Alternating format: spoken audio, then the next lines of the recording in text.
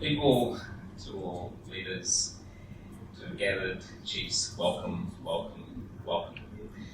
Namaskaram, salam alaikum. Greetings to you all, and welcome to the first SDGs Roundtable's discussion 2025. As you heard, my name is Rahul Govindan. I'm the Chief Executive of Philanthropy New Zealand. And I'm honoured to be your moderator for this first discussion and session, the role of interfaith dialogue for sustainable peace and democracy. Today we have an incredible group of panellists with diverse backgrounds and experiences who are actively engaged in this work. I'm going to do a very short intro to each of them, but please do take the time to read their longer bios, which are in the brochure that you've got. They are seriously impressive people. I feel a sense of imposter syndrome sitting next to them. They are the kind of people that make this world wonderful and gives you faith that a better version of ourselves is not only possible but being actively worked upon. Rocio Cortez Rodriguez, an assistant professor of theology from the Pontifical Catholic University of Chile, brings her academic rigor and a focus on reasoning from scripture to bridge Christian and Muslim traditions, whilst also extending dialogue to indigenous communities. Janab Aydin, the co-founder and director of Istituto Tevere in Italy, is a well-known public speaker and researcher specializing in dialogue, peace education and religious freedom across Europe. Noel Missant, JP, chair of Multicultural Education and Languages Ministerial Committee in Australia, brings over 40 years of experience as an educational leader and is a founding member of the South Australian Intercultural Peace Forum. We're also going to be joined after the panellists who are going to be presenting for 10 minutes each. Their presentations are short little reflections from David Heidegger, culture and conflict specialist from the Racism Global Organisation. David, nice to meet you today. And Dr. Acharya Munene, Professor of History and International Relations from Harmony International. I'm going to introduce the topic, and then each of these panelists will present for 10 minutes, as I said, after which we'll have David and Dr. Munene speak. Then I'll invite questions from the audience as well, so please do prepare them before we close this out. We live in an interconnected world where divisions can seem to widen and conflicts often have religious or cultural dimensions, fostering mutual understanding and collaboration across faith communities. And that context is not just a moral ideal, it is a practical necessity for achieving the UN Sustainable Development Goals. This isn't about ignoring our differences, it's actually about finding common ground on which to build a better world. The Sustainable Development Goals are a universal call to action. As a significant body of research and real-world experience shows, faith-based organisations and interfaith initiatives are vital partners in this effort. They can be powerful forces for unification, providing platforms for peace building, social cohesion, and community resilience.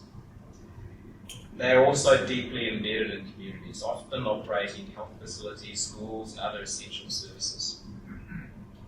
This discussion comes at a time when we are seeing both the immense potential and the persistent challenges of interfaith collaboration and collision. While dialogue can foster empathy and understanding, there are some contemporary issues in interfaith dialogue for sustainable peace that we must consider. Political and structural challenges. Interfaith efforts are impacted by political and social challenges. This includes political manipulation of religious identities, which can be a tool for securing power or personal gain. That's number one. Number two is trust and understanding. There are common barriers to interfaith initiatives such as distrust, miscommunication, and cultural differences. Number three, the need for inclusive approaches. A key challenge is ensuring the inclusion of youth and marginalised groups in interfaith dialogue. Number four, developing partnerships, creating sustainable collaborations among faith communities, civil society, and government is an ongoing challenge, but also an opportunity. Number Amplify, bridging digital innovation and social impact. Contemporary issues also include exploring how digital tools and social media can be used for peace-building efforts and amplifying youth voices. And lastly, incorporating those youth voices. A recurring challenge is the need to include youth voices in policy making, peace negotiations, and community leadership. This is why we need to move beyond simple conversations and develop strategic collective actions. We need to explore innovative methods to mobilise collective action, align with SDGs, and to create sustainable collaboration amongst faith communities, civil society, and governments. Each of their panellists will share their perspectives and experiences, unique, but also much aligned as you hear. So please do listen in, lean in, understand their perspectives, and ask questions at the end. And I'll do my best to moderate during the course of the session. I'm confident that their perspectives will be invaluable in shaping the pathway forward. So let's begin. Thank you to the panelists and to the people that asked the question. I'll draw this first roundtable to a close so we can finish on time.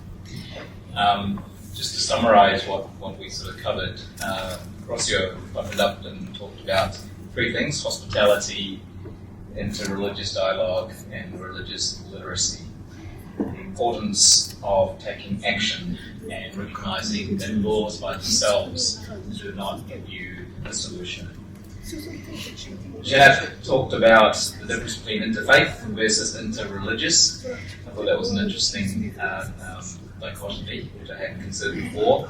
The importance of taking concrete action for common good and creating spaces based on common values of dignity, compassion, and justice.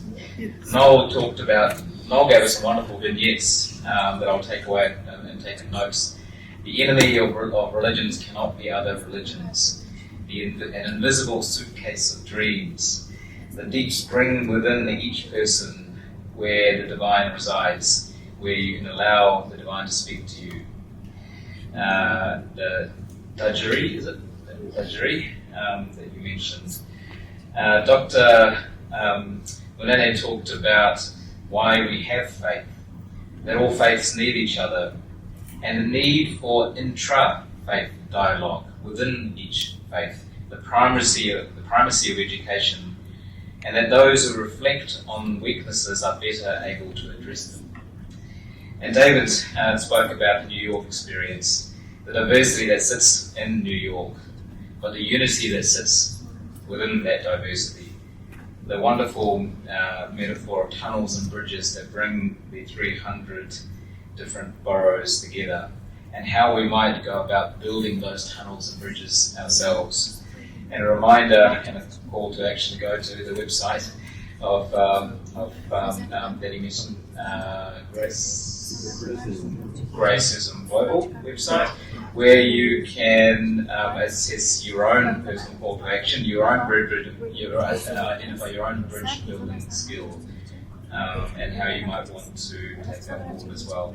So, wonderful contribution from the panelists. Thank you all for your contributions today. Thank you for your questions as well. And a reminder, there's one more roundtable after this on global youth voices for peace and justice as well.